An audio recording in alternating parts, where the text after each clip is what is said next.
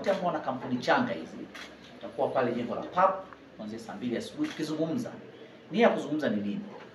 Nia ya kuzungumza, Mheshimiwa Rais Dr. Samia Suluhu Hassan anayo maelekezo mahususi.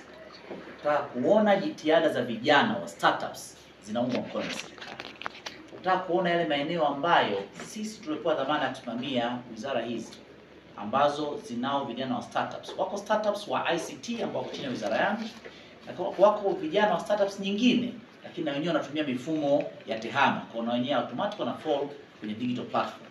Na Mheshimiwa Rais tarehe 29 ya mwezi wa 7 mwaka 2024 alizindua mkakati wa uchumi wa kidijitali wa taifa, Tanzania Digital Economy Strategy wa miaka 10 kuanzia 2024 mpaka 2034. Sasa katika kutekeleza mkakati ule lazima kila mdau awe on board. Kwa the ecosystem ya startups, vijana wa startups wanatakiwa kujua kwamba serikali yao inajua jitihada wanazozifanya, na tunatakiwa tukutane tuzungumze.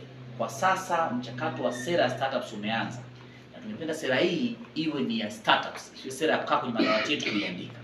Pamoja kati ya mambo tutazungumza kesho asubuhi, pamoja na hayo ni pamoja na kuomba sera ya startups inaandikwa ili kujua vijana ni mambo gani madogo madogo. Leo umeona hapa baba wana jambo dogo sana la hosting kwenye server, ambapo ingepashwa kuwe na uwezo wa sisi kuona kwamba vijana kama hawa wenye bunifu zao, akiwa na bunifu anataka kuhost server ziwe available, akiwa na bunifu anataka internet connection ziwe available, akiwa anataka kufanya testing kuwe available, ili aweze kujaribisha afike hapo leo alipofika baba. Lakini alipofika baba nako na kwenyewe kuna sehemu na naye anataka kusaidiwa kuweza kutoka hatua moja kwenda hatua nyingine.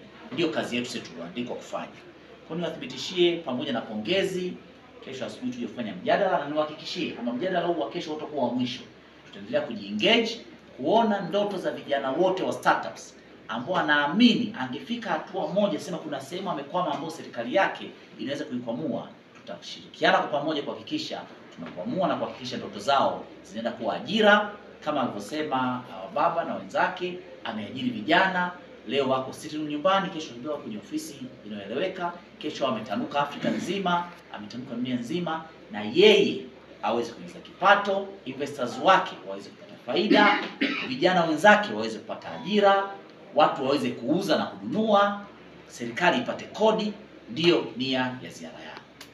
Kwa hiyo niwaombe sana, kwa kwanza sana uongozi wa chuo, tuendelee kuomba ushirikiano, sababu ecosystem nzima hii wote tuloke ndani tuna play part kwa namna moja na nyingine, kwa tushirikiane kuhakikisha lengo tunafikiwa. Na washukuru sana, asante sana. Kwa jina naitwa Florence Mamboya, ni naibu mkuu wa chuo cha ufundi Arusha, upande wa utawala, fedha na mipango.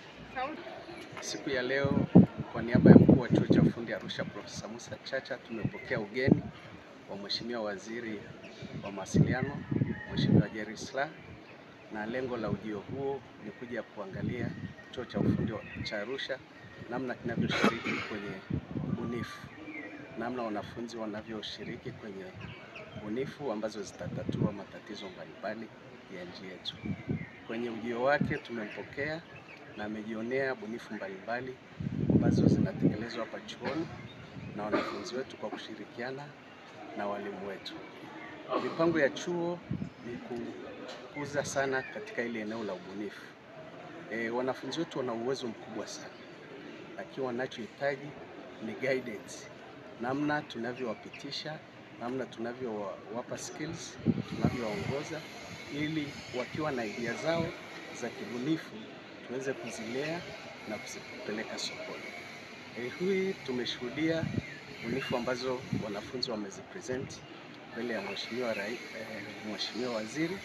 Ni bunifu ambazo zikibiasharishwa, zikipelekwa sokoni, ni bunifu ambazo zinaenda kutatulia matatizo au zinaenda kuongeza tija ya uzalishaji au kuwanufaisha vijana kwenye kujipatia ajira na kujipatia mitaji ili waweze kujiendeleza kiuchumi.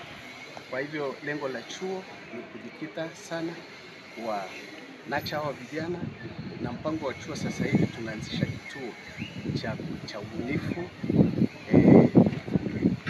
cha ujasiriamali na pia cha kusambaza teknolojia ili tuweze kuwasaidia hao vijana. Tunaishukuru sana serikali ya Muungano wa Tanzania kwa kupitia Wizara ya Elimu, Sayansi na Teknolojia imetupatia mradi ambao unaenda kusaidia kuanzisha kituo ambacho kitatusaidia sana kuwanacha vijana kwenye upande wa ubunifu, ujasiriamali, teknolojia zao au bunifu zao, ili ziweze kwenda kuleta manufaa katika ukuaji wa uchumi wa taifa letu. Kwa majina naitwa Adra Agustino Mbwana, ni mwanzilishi na mkurugenzi wa kampuni ya Baba. Kampuni hii nimeianzisha mwaka 2024 mwezi wa 6, ambapo imeenda public na kuanza kuonekana online kama application Play Store mwezi wa 12 mwaka jana, mwaka 2024, ambapo activities zake rasmi zilianzia muda huo.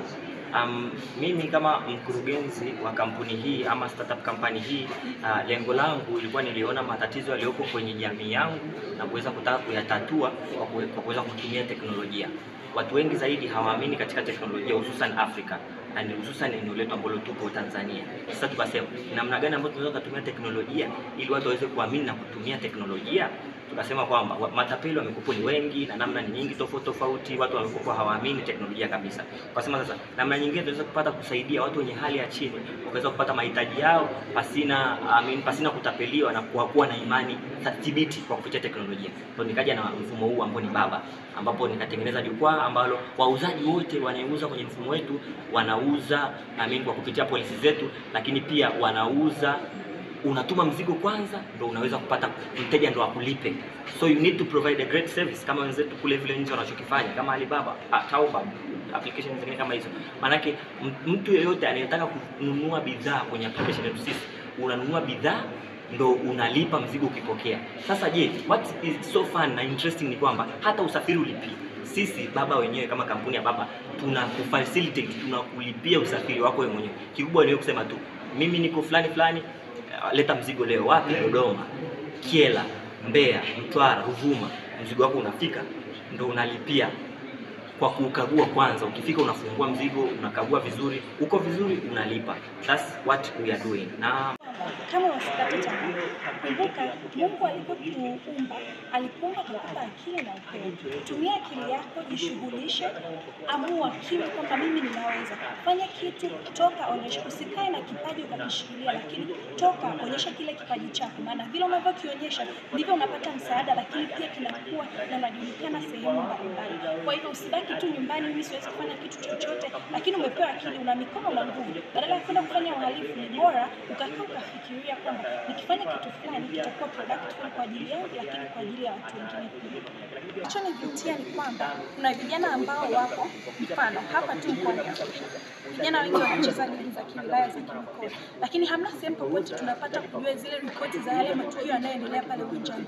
Je, tukija na application hii, tukiwa na application hii, matukio yote yanayoendelea uwanjani yakawa posted. Kumbuka kwenye mtandao ni database ambayo it's not going to be erased, ni kitu cha for life, si ndivyo? Kwa hivyo wakiwa na reports zile, hakuna haja ya sisi kutafuta wachezaji wa nje, lakini tunaweza tukaona kwenye database wachezaji je waliopo ndani kwetu wana vipaji za kuweza kufacilitate ligi, timu kubwa kama Simba na Yanga. Ndio inawezekana. Kwa hivyo hakutakuwa na haja ya sisi kusajili wachezaji kutoka vilabu vya nje, lakini tukasajili tu ambao wako nchini kwetu na kuonyesha kwamba sisi wa Tanzania pia we can do something great.